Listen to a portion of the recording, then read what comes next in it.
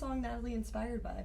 When I was 16, I was really, really lonely, and like a lot of that was kind of on me for like isolating and building walls and just like pressing the block button whenever someone like gave me just maybe a look that I felt like was wrong. I basically had this dream where me and a childhood friend named Natalie, who like lived across the street from my grandma, reconnected as like 16-year-olds, and I felt like I had literally no friends. So it was so exciting to me in the dream that we got along just like so well. There was no tension. Every conversation flowed so smoothly, and when I woke up I was kind of like, I wish I could be asleep forever.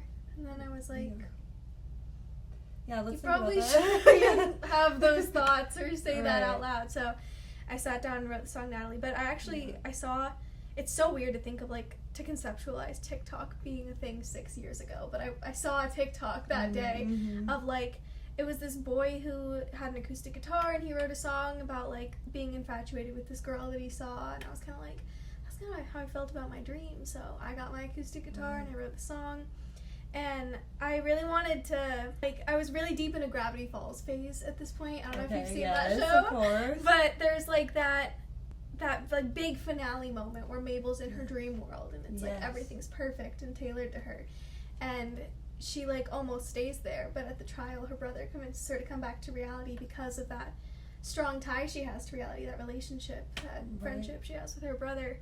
And I wanted to like play with that idea. What would different people stay for, or like sacrifice their reality for?